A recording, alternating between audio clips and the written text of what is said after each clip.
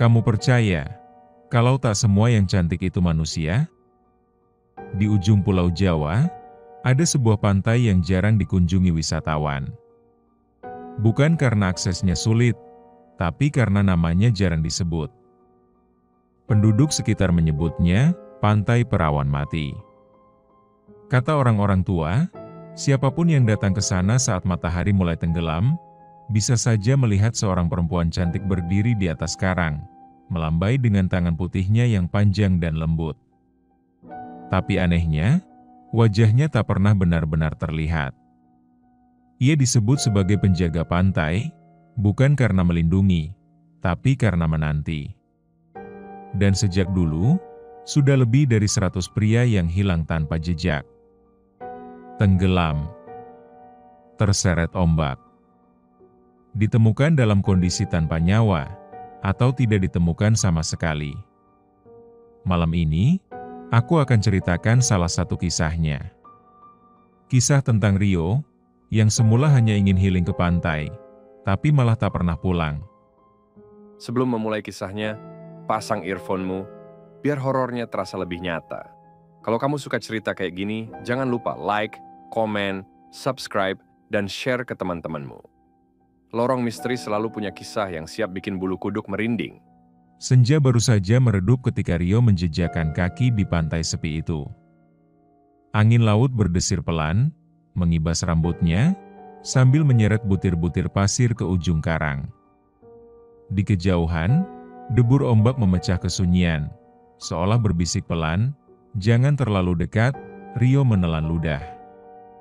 Hatinya berdebar saat melihat garis jejak kaki di pasir yang seolah terbentang tanpa ujung. Semakin jauh ia melangkah, semakin sunyi suasana berubah. Suara burung camar sirna digantikan dengung misteri yang menempel di dada. Lampu sorot kapal nelayan di horizonnya meredup. Ia merasa seperti satu-satunya manusia yang tersisa di dunia. Tiba-tiba, dari balik tebing, terdengar desahan lembut. "Kau datang juga?" Rio terkesiap, menoleh. Di celah kabut ombak, ia melihat sosok wanita berkebaya putih melangkah perlahan di atas karang basah. Rambutnya panjang terurai, wajahnya tak sepenuhnya terlihat, namun senyum pucat itu mencuri seluruh keberanian Rio. Ia ingin berteriak, namun kata tak mampu terucap. Hawa dingin merayap ke tulang punggungnya. Hantu cantik penjaga pantai itu tak menyerang, tapi menanti. Seakan mengundang. Rio masih berdiri terpaku. Kakinya berat, seperti tertanam dalam pasir. Sosok wanita itu kini berdiri lebih dekat, tak sampai 10 meter darinya. Rambutnya menutupi sebagian wajah, tapi mata Rio menangkap senyuman itu. Senyuman yang, entah kenapa, terasa memilukan. "Kau capek ya? Sini, duduk sebentar," ucap wanita itu dengan suara pelan dan bening seperti riak air tenang. Aneh. Rio merasa tak lagi takut. Malah seperti ingin mendekat. Hatinya menolak, tapi tubuhnya melangkah. Langit makin gelap, kabut tipis turun menyelimuti pantai. Tak ada jejak manusia lain. Ponsel Rio kehilangan sinyal. Tapi entah kenapa, semua itu terasa tidak penting. Di matanya, wanita itu begitu indah. Wajahnya bersih, kulitnya putih dingin, dan mata hitamnya seperti menyimpan kesedihan mendalam. Wanita itu menunjuk batu datar tak jauh dari tebing. "Di situ biasanya aku duduk nunggu, yang seperti kamu." Rio hanya tersenyum kecil. Ia pikir itu hanya gombalan, padahal sebenarnya itu peringatan. Dan saat Rio menoleh ke belakang, jejak kakinya di pasir sudah lenyap. Rio duduk di atas batu datar itu, seperti yang diarahkan perempuan itu. Dingin, basah, tapi ia tak merasa risih. Bahkan nyaman, terlalu nyaman. Wanita itu ikut duduk di sampingnya. Tanpa suara, hanya membiarkan angin laut memainkan rambutnya. Rio sempat ingin bertanya siapa namanya, tapi suara itu tertahan. Seakan tidak penting. Yang penting hanyalah, ia tak sendiri. Orang tuamu pasti lagi cari kamu, ya? Suara perempuan itu lirih, tapi menusuk. Rio menatap ke laut, lalu tertawa kecil. Gak. Aku juga gak bilang mau ke sini. Cuma pengen sendiri aja. Wanita itu tersenyum tipis. Sendiri itu enak, tapi kalau kelamaan, kamu bisa lupa jalan pulang. Mendadak, udara di sekitar mereka berubah dingin. Ombak berhenti memukul karang. Laut seperti membeku sesaat. Rio merasa tengkuknya ditarik sesuatu yang tak terlihat, bukan secara fisik, tapi dari dalam hati. Ada beban aneh yang muncul. Seperti, bersalah, ia baru sadar. Ia belum berdoa. Tak membaca apapun saat tiba tadi. Pantai ini terlalu tenang. Terlalu asing. Perempuan itu menoleh, dan untuk pertama kalinya, wajahnya terlihat jelas, tapi tidak ada bola matanya. Hanya rongga hitam. Dalam. Menarik. Memanggil. Rio tersentak. Ia berdiri cepat, mundur beberapa langkah, tubuhnya gemetar. Sosok perempuan itu masih duduk di atas batu, tapi kini wajahnya menunduk, dan suara isak kecil terdengar dari balik rambut panjangnya. "Kamu takut sama aku?" tanyanya lirih, seolah kecewa. Padahal aku cuma kesepian. Rio menelan ludah. Tubuhnya kaku, ingin lari tapi kaki seperti dipasung angin laut. "Siapa kamu sebenarnya?" Wanita itu mendongak perlahan. Senyumnya kembali muncul, menenangkan, tapi tak manusiawi. "Orang-orang di desa memanggilku Loro Willis. Tapi itu nama yang sudah dilarang disebut." Kabut semakin tebal. Suara ombak lenyap. Hanya detak jantung Rio yang kini menggema di telinganya sendiri.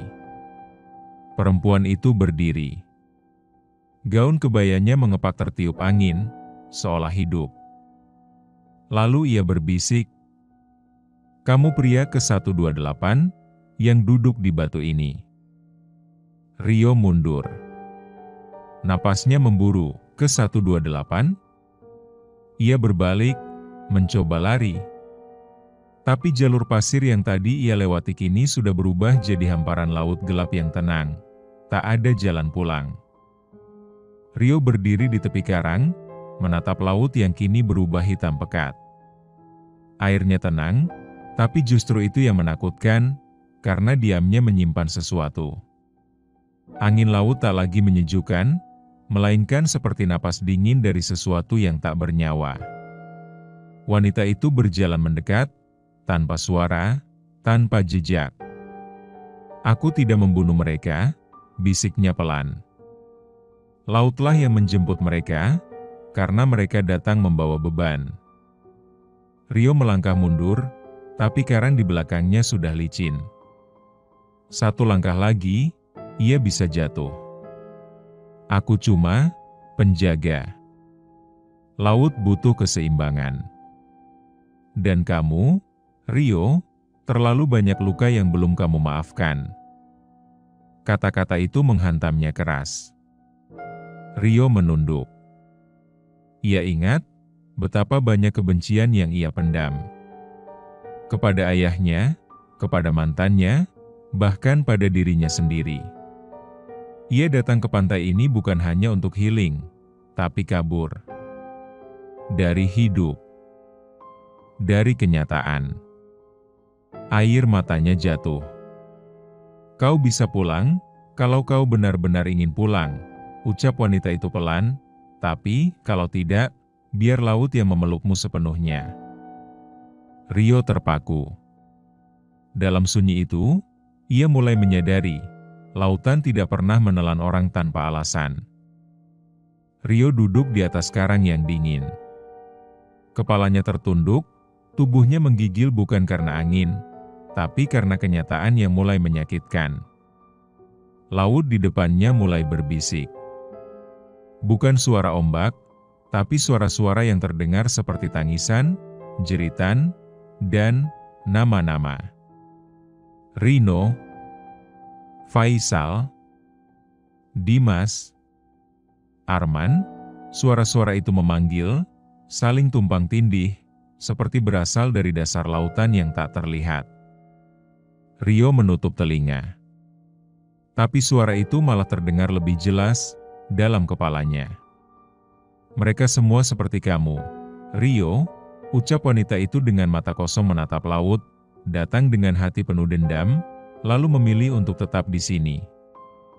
Rio menangis dalam diam. Ia ingin berteriak, tapi rasa sesak menelan suaranya. Di dalam laut itu, ia melihat sekilas bayangan tangan-tangan yang terjulur dari bawah, seolah ingin naik, tapi tenggelam kembali. Laut itu bukan sekadar air, tapi penjara bagi mereka yang menyerah. "Kalau kamu sudah siap mengikhlaskan, aku bisa buka jalan pulang," ucap wanita itu pelan, "tapi kamu harus lepaskan bebanmu dulu." Rio menatapnya, dan untuk pertama kalinya, ia melihat sesuatu di mata hantu itu, kesedihan. Bukan haus darah, tapi kehilangan. Rio memejamkan mata. Suara jeritan dari dasar laut masih terngiang, mengguncang pikirannya. Tapi perlahan, satu persatu wajah masa lalunya muncul dalam ingatannya. Wajah ayahnya yang kasar. Wajah mantan kekasih yang berselingkuh.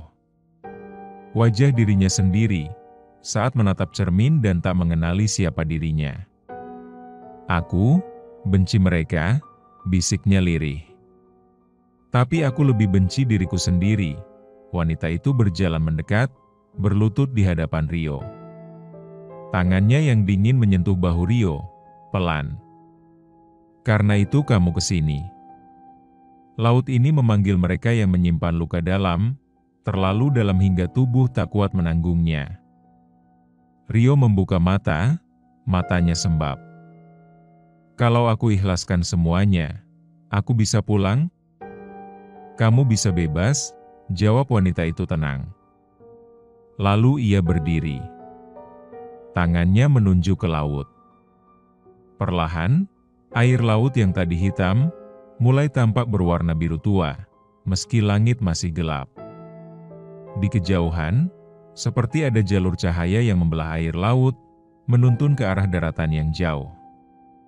Tapi di sisi lain, tangan-tangan dari dalam air mulai muncul lagi. Kali ini, bukan menyeret, tapi seperti memohon. Rio sadar, ia dihadapkan pada dua pilihan, melepaskan dan kembali, atau menyerah dan ikut tenggelam bersama mereka. Rio berdiri di antara dua dunia, pantai yang mulai memudar dan laut yang membentang dalam keheningan. Cahaya samar di atas air seakan menggoda untuk pulang, namun di sisi lain, wanita itu membuka kedua tangannya, menawarkan pelukan. "Kalau kamu lelah, peluk aku," bisiknya lirih, "kamu gak harus kembali ke dunia yang menyakitkan itu." Rio terpaku. Tubuhnya gemetar. Ia ingin pulang, tapi juga takut menghadapi hidup yang dulu membuatnya nyaris hancur. Wanita itu tersenyum, kali ini senyumnya begitu tulus, namun menyimpan getir. "Kamu tahu, Rio, aku juga dulu manusia. Aku juga pernah memilih laut ini karena dunia sudah tak menerima aku lagi." Tangis Rio pecah. Dadanya sesak. Semua amarah, kecewa, luka, mengalir lewat air mata. Ia melangkah maju, dan memeluknya. Tapi seketika, suhu tubuhnya turun drastis. Jantungnya berdetak lambat. Tangan wanita itu mulai berubah. Dari halus jadi kasar. Dari putih jadi kelabu. Dari hangat, jadi dingin seperti batu nisan. Kamu milikku sekarang, bisik perempuan itu, tak lagi berwajah manusia. Rio tersentak. Ia sadar, pelukan itu bukan jalan pulang, tapi jebakan. Dan sekarang, jiwanya mulai terhisap perlahan, menuju dasar laut. Tubuh Rio mulai tenggelam. Kakinya sudah terbenam dalam air laut yang hitam, tangannya mencoba meraih batu, pasir, apapun, tapi semuanya licin, tak nyata. Di pelukan perempuan itu, tubuhnya dingin membeku. Matanya mulai berat. Dunia terasa jauh.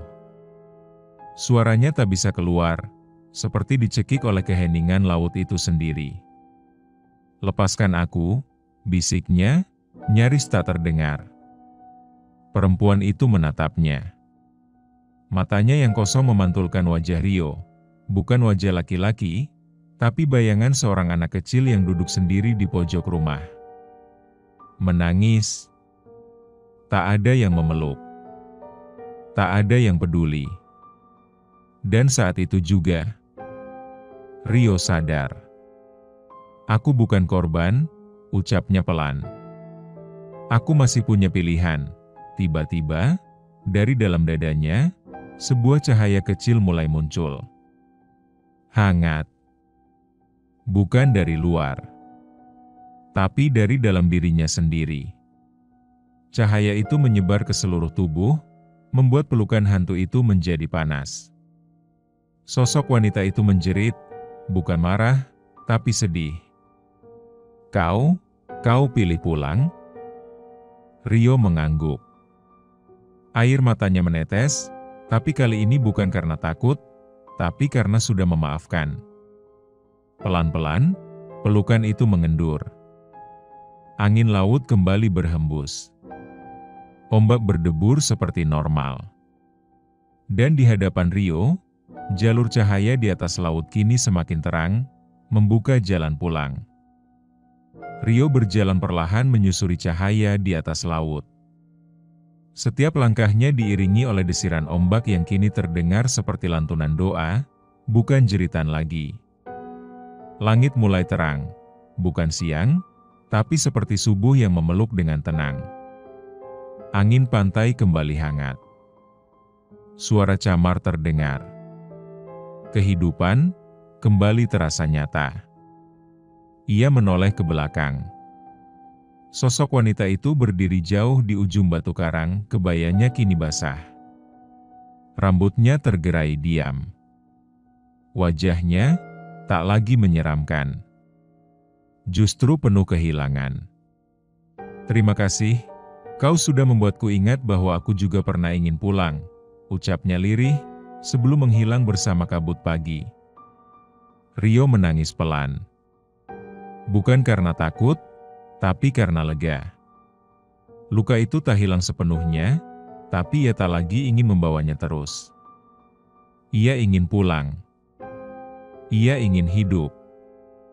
Kakinya menginjak pasir pantai yang hangat.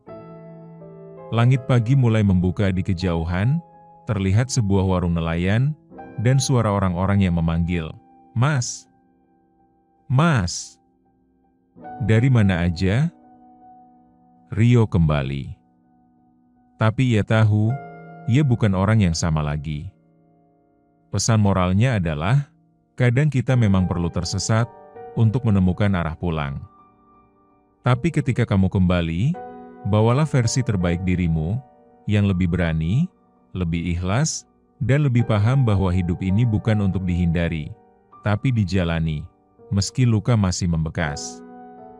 Karena luka tak membuatmu lemah, tapi menjadikanmu utuh. Prime, terima kasih sudah mendengarkan kisah ini sampai habis. Jangan lupa like, komen, subscribe, dan share ke teman-temanmu.